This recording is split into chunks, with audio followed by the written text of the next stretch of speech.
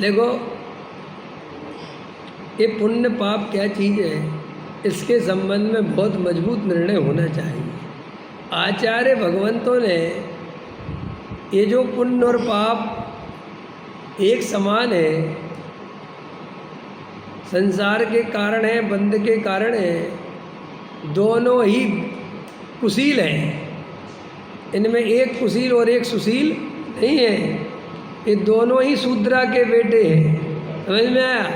बस इनके लालन पालन में अंतर है, मूल में तो एक है। दोनों ही कर्म बंद कराते हैं, संसार के कारण है, दुख के कारण है। ठीक है, ये बात अपने को आचार्य भगवंतों ने क्यों समझाई, मेरा प्रश्न है। क्या बात? अगर वास्तव में पाप से अच्छा पुण्य है ही, तो आचार्यों ने जो क्यों बात करी कि पुण्य पाप को एक समान मान? क्या इसके पीछे रीजन क्या है, बताओ? है क्यों बताया दीदी? पुण्य पाप को एक समान बताने के पीछे हेतु क्या है? नहीं, आप बताओ, वो जिसने बताया आप सोचो क्यों बताया है? दोनों भव के कारण है बंदे। तो तुम उनमें अंतर मानते हो कि नहीं, पुण्य और पाप में? वो तो उनने बताया, अपन उसमें आज भी अंतर मानते हैं कि नहीं? बोलो, क्यों मानते हो? आचार्यों को क्यों नहीं मानते? जब आचार्य ने कहा एक समान है, तो अपन एक समान क्यों नहीं मानते?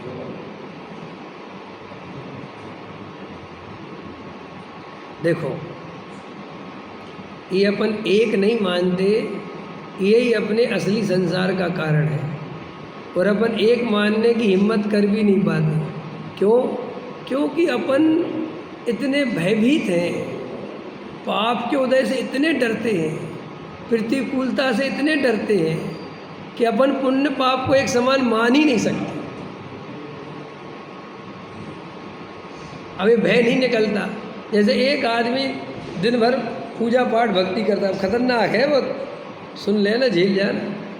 और एक आदमी दिन भर दुकानदारी में लगा रहा, दोनों में से अच्छा कौन है? 100% आपके हृदय में क्या बात आती?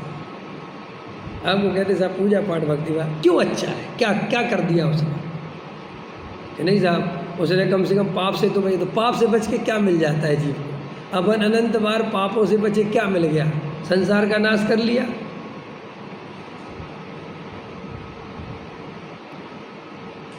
एक खतरा तो ये है जो बताए रहे, दूसरा खतरा ये है कि पुण्य से जीव को असली धर्म छूटता है पुण्य के नाम से, क्योंकि पुण्य संतुष्टि लाता है। जैसे एक आदमी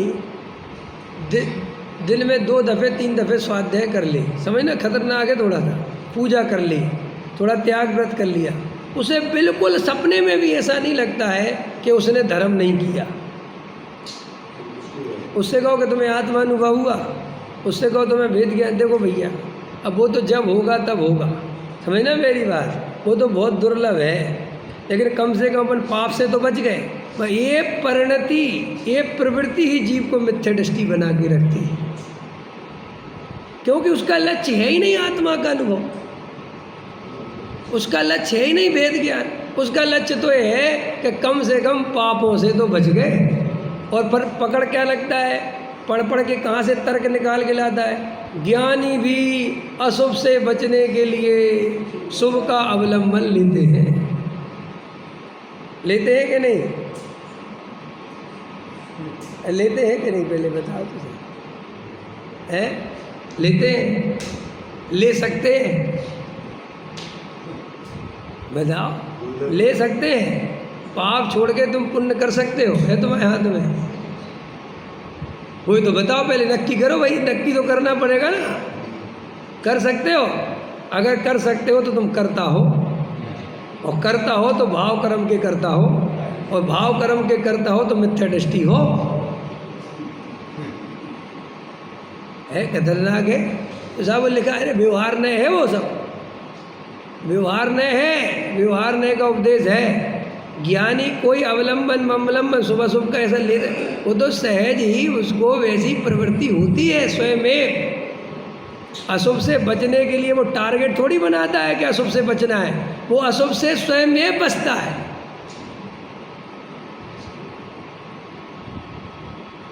देव शास्त्र गुरु का प्रेम इसलिए नहीं है कि मैं अशुभ से बचूं इसलिए देव शास्त्र, अरे देव शास्त्र गुरु के प्रति प्रेम आता ही है। जिसने अपना आत्मा बता दिया, जिसके कारण मुझे अनंत सुख मिल रहा है, उसके प्रति प्रेम नहीं आएगा, उसके प्रति भक्ति का भाव नहीं आएगा, उसके प्रति धन्यवाद का भाव नहीं आएगा। और आत्मा से जब प्रेम हो गया तो आत्मा के लिए शास्त्र पढ़ने का भाव नहीं आएगा। स्वाध्याय करेगा कि नहीं करेगा? अब अपन ने इसका अर्थ ही निकाल लिया कि वह सबसे बचने के लिए, पता नहीं कहाँ से निकाल लेते हैं अपन। अरे भाई, वो किसी से बचने बचाने की बात ही नहीं है। उसे तो जब समय मिलता है, जितना समय मिलता है, या तो अपना स्वरूप देखता है, और स्वरूप नहीं देख पाता तो बाहर में जिसमें स्वरूप दिखाया है उसको देखता है। ये पकड़ में आ रहा कि नहीं? थोड़ी खतरनाक बात है, समझो, फिर से समझो, अभी जल्दबाजी नहीं करना। हमने जो ये झुंझुना पकड़ा रखा है दुनिया में, और पकड़ रखा है खुद ने कि अशुभ से बचना चाहिए। क्या बचना चाहिए? कौन बचने वाला और कौन करने वाला? पहले नक्की तो कर, तू आत्मा है कि शुभ अशुभ भाव करने वाला है, पहले बता। ये मूल में भूल समझ में आ रही कि नहीं आ रही?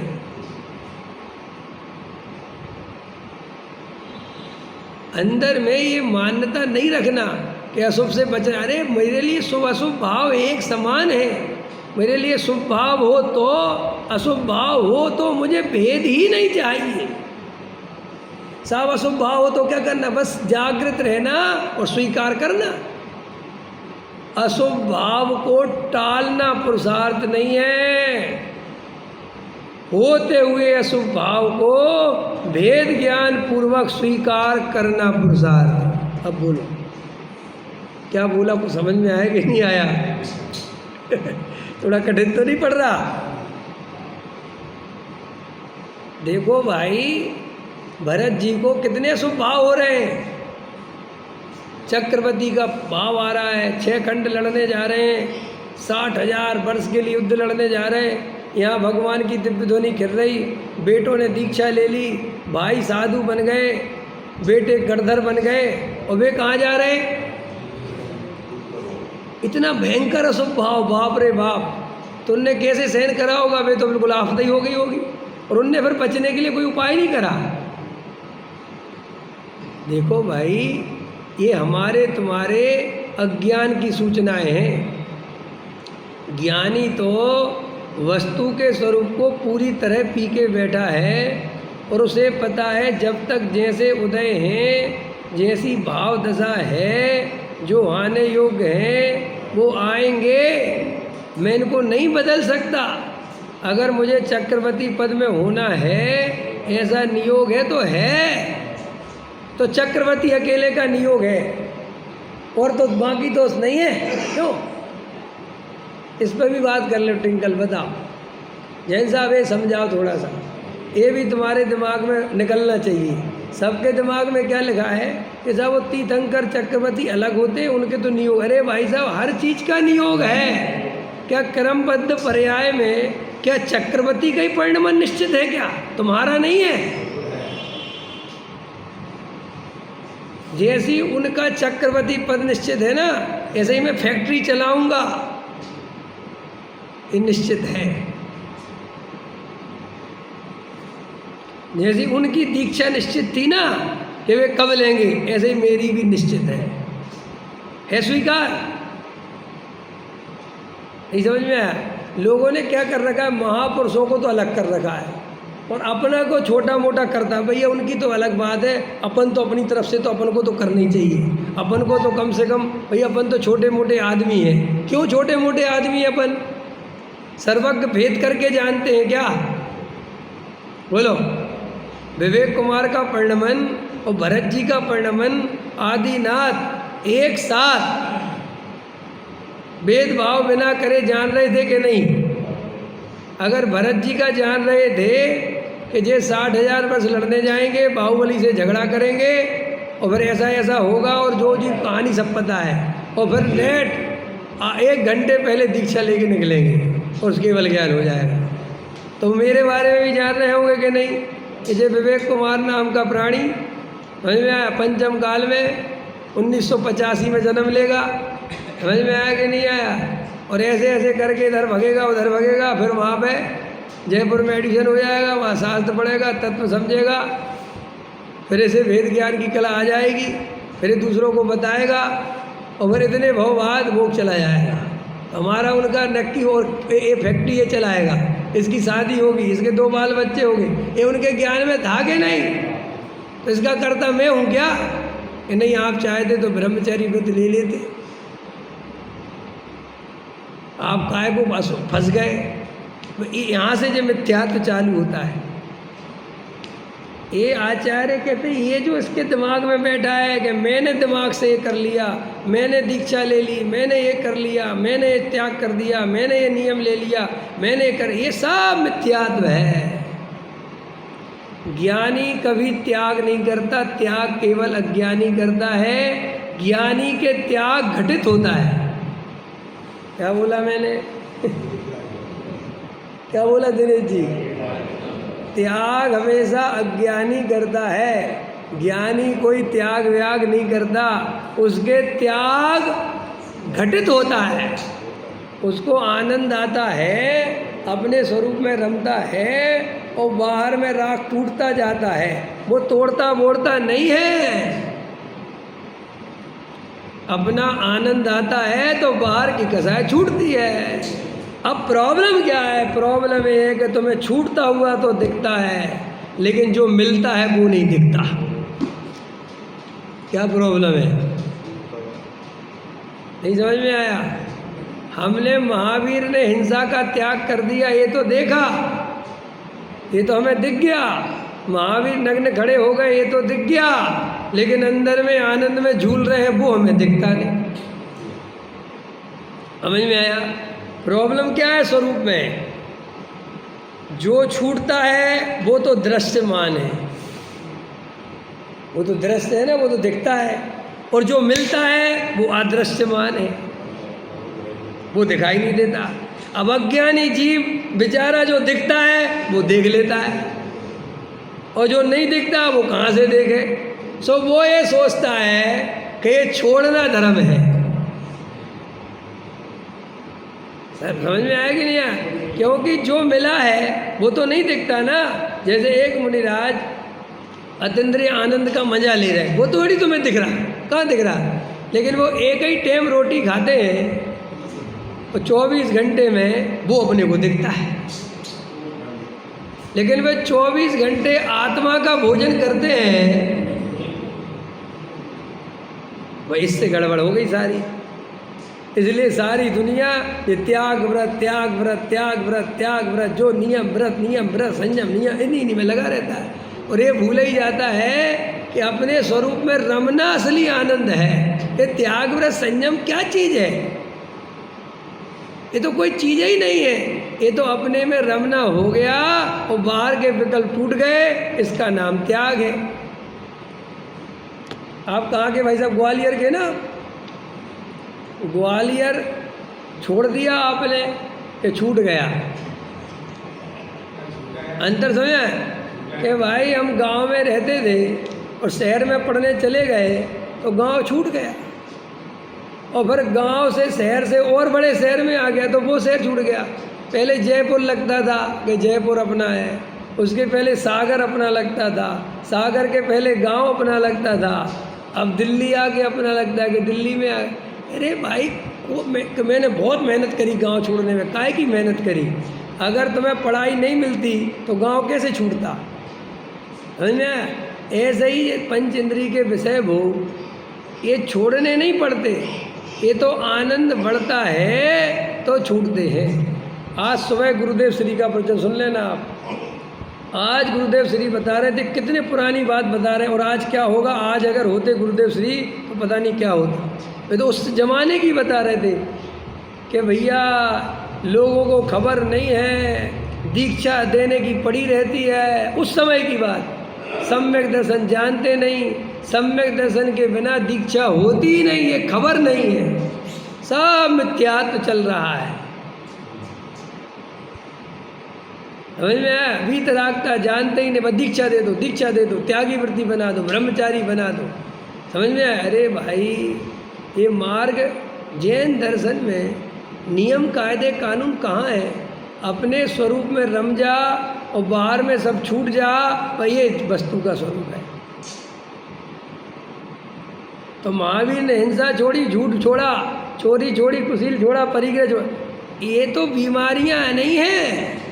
हिंसा, झूठ, चोरी, कुशील, परिग्रह ये बीमारियां नहीं है भाई साहब, ये तो बीमारियों के लक्षण है। असली बीमारी तो मिथ्यात्व है। नहीं समझ में? जैसे अपना शरीर गर्म हो गया, बुखार आ गया बोलते, तो बुखार बीमारी है कि बुखार इस बात की सूचना है कि अंदर तेरा सिस्टम बिगड़ा हुआ है, उसको सही कर। बोलो क्या है? ये बीमारी नहीं है कि नहीं साहब यही बीमारी है, इसको ठंडा करो, ठंडा करो। तो क्या होगा? गर्म हो गया। एक बेचारी अम्मा गांव में बीमार हो गई, गर्म हो गई, बुखार आ गया, तो उसे अस्पताल ले जा रहे थे। तो रास्ते में जो है एक गाय चराने वाला नदी में नहा रहा था। तो उसने कहा, अरे बबलू क्या हो गया तेरी माँ को? अरे बोले, यार माँ को पता नहीं, बहुत गर्म हो गई माँ, बहुत गर्म हो गई। अरे बोला ठंडा कर दे, नदी बहुत ठंडी है। गर्म हो गई ना, यही बीमारी है। हाँ यही बीमारी है, गर्म हो गई। बोले ठंड किस नदी में डाल, एकदम ठंडी हो जाएगी। डाली, सुदाम नाम सत्य हो गया है, अम्मा भगवान को प्यारी हो गई। तो ये कोई उपाय है? अरे भाई वो ठंडा गर्म उपाय नहीं है, उसके अंदर बीमारी है। ये तो लक्षण है कि कोई बीमारी अंदर हो गई, इसकी दवाई करा। ऐसे ही श्री गुरु कहते हैं कि जो हिंसा, झूठ, चोरी, कुशील, पंच इंद्रिय विषय भोगों की वासनाएं, ये तो सब लक्षण है कि इसके अंदर कोई भयानक बीमारी है, जिसके कारण इसको ऐसे लक्षण प्रकट हो रहे हैं। और अपन ने क्या किया? अम्मा को नदी में डुबो दी। अपन ने ऊपर ऊपर से हिंसा का त्याग कर दिया। अपन ने जीवों की रक्षा को अहिंसा समझ लिया। अपन ने शुद्ध भोजन करने को अहिंसा समझ लिया। अपन देख के चलने लगे तो अपन सोचते अपन अहिंसक हो गए, जबकि अंदर में जो राग देश उत्पन्न हो रहे हैं वो हिंसा है। ऐसे ही बाहर में झूठ बोलना छोड़ दिया तो सोचते अपन सत्यव्रत के धारी हो गए। और अहिंसा, अचौर्य, परिग्रह, शादी विवाह, ब्रह्मचार्य इत्यादि, तो सोचता हो गया सब ब्रह्मचारी हो गए। अरे भैया ये तो तुमने गलत पकड़ लिया। ऐसे अपन ने जो अदृश्य है वो तो अपन को दिखता नहीं, और जो दृश्य है वो दिखता है। ऐसे ही देखो, ये समझ में आ जाए कि मुनिराज अतीन्द्रिय आनंद का भोग कर रहे हैं। सम्यक दृष्टि ज्ञानी धर्मात्मा श्रद्धा में ज्ञायक बसा हुआ है, उसका अतीन्द्रिय आनंद पी रहे हैं। ये देखना सीख। उनने बाहर में क्या भक्ति करी, क्या उपाय करे, क्या छोड़ा छाड़ी करी, ये कोई उपाय नहीं है। समझ में आया? अंदर में जानता नहीं, और ये बाहर की क्रियाओं में रस ले लेके अपने को धर्मात्मा मानता है। तो मैं क्या कह रहा था कि वो पुण्य क्या समझा था? पुण्य को एक पुण्य और पाप एक समान क्यों है? देखो भाई, ये पुण्य अनंत संसार का कारण है, पाप से भी ज़्यादा खतरनाक है। कोई भी आदमी दुकान पे बैठा हो, समझना मेरी बात, खतरनाक बात है थोड़ी सी, तो उसे धर्मात्मा होने का भ्रम नहीं हो सकता। हो सकता है? दुकान पे बैठा है, अब काम धंधे में लगा है, तो उसे कभी नहीं लगता कि मैं धर्मात्मा हूँ।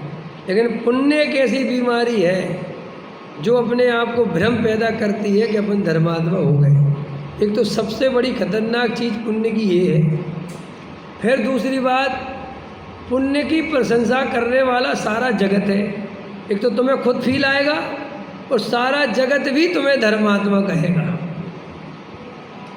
पकड़ में आया कि नहीं आया? ये थोड़ा समझना। देखो, एक बच्चा है, उसका मैथ्स में मन नहीं लगता, गणित का मैथ्स से मन नहीं लगता, और मैथ्स का ही पेपर है। अब मम्मी से कहता है, मम्मी मैं पढ़ाई करने में पीछे नहीं हूँ। अच्छा, बहुत अच्छी बात है, लेकिन बस मैथ्स में मन नहीं लगता मेरा, मैं मैथ्स नहीं पढ़ सकता। अब जबकि 10वीं तक तो भाई कंपलसरी है, पढ़नी पड़ेगी। और वो कह रहा है साहब मेरा तो मैथ्स में मन नहीं लगा। अब अगर मम्मी समझदार हो तो उसे ये कहना चाहिए कि बेटा चाहे कुछ हो जाए, मन लगे चाहे नहीं लगे, तुम्हें मैथ्स तो पढ़नी ही पड़ेगी। और अगर वो माँ ज़्यादा बुद्धि की नहीं हो और वो कहते कि कोई क्या फ़र्क पड़ता है मैथ्स, कोई बात नहीं, तुम हिंदी पढ़ो, हिंदी में तुम्हारा मन लगता है ना, मैथ्स तो तुम चिंता ही मत करो, हमारे पंडित जी पढ़ाते थे, जब योग्यता होगी तब हो जाएगी। तो क्या होगा उस बच्चे का? ऐसे ही ये जीव आत्मानुभूति वाले कार्य को, जो असली कार्य है, उसको तो योग्यता पे छोड़ता है। उसको तो कहता है कि साहब हमारा मन ही नहीं लगता, उसमें ऐसा पुरुषार्थ हम कर ही नहीं पाते, क्या करें पंडित जी, आत्मानुभव तो बहुत दुर्लभ है, वो तो किसी किसी को होता है, हम पंडित जी क्या करें, प्रयास तो पूरा कर रहे हैं। और ये प्रयास आत्मानुभव का नहीं करता, प्रयास करता है जड़ की क्रिया का, और उसे समझता है कि हम प्रयास तो पूरा। तो पता क्या कहता है कि हम देखो पंडित जी वेद ज्ञान तो उतना नहीं कर पाते, लेकिन अपना 3 टाइम स्वाध्याय का पक्के हैं, तीनों टाइम प्रवचन में जाते, शुद्ध सात्विक भोजन करते, अष्टमी चतुर्दशी हरी तक नहीं खाते, हम बाजार का पानी भी नहीं पीते, और हमारा तो नियम है बिना प्रक्षाल देखे पानी नहीं पीते हम। अब ये सब क्या है, मेरा प्रश्न है आपसे, ये धर्म है कि पुण्य है? बोलो, ये धर्म है कि पुण्य है? बोलो बोलो, बताओ। पुण्य है, और तुम इसको कर करके धर्मात्मा बने हो कि नहीं? और इसको कर करके कहीं ना कहीं सेटिस्फेक्शन मिलता है कि नहीं? और भूल ही जाते हैं, देखो कि हमें आत्मानुभूति करनी है। अपने में से कितनों को ध्यान आता है दिन भर में कि भैया असली धर्म तो आत्मानुभूति है, ये मैंने जो सुबह से करा है ये तो सब पुण्य पुण्य है, इनमें क्या दम है? लगता है ऐसा अंदर भाव आता है कि इनमें बहुत दम दिखती है, और जो नहीं आते वे पापी दिखते हैं। और मैं तो भाई साहब सुबह शाम प्रवचन में पहुंचता हूँ, चाहे बारिश हो रही हो चाहे कुछ हो रहा है, तो ये सब पुण्य के परिणाम हैं कि पंडित आप तो उसमें भी नहीं आते। और अगर पंडित जी सीधा आत्मानुभव करते हो तो अरे पंडित जी वाह, ऐसे सीधे आत्मानुभव होने लगा तो क्या नहीं कहना। बेटा ऐसे सीधे ही होता है, तेरी बुद्धि टेढ़ी है।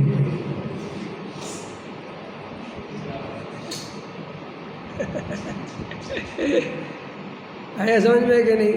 भाई साहब दिन भर कसक जगाओ अनुभूति की, अनुभव चाहिए, चूल्हे में गए पुण्य पाप, ऐसा चाहिए अंदर परिणाम।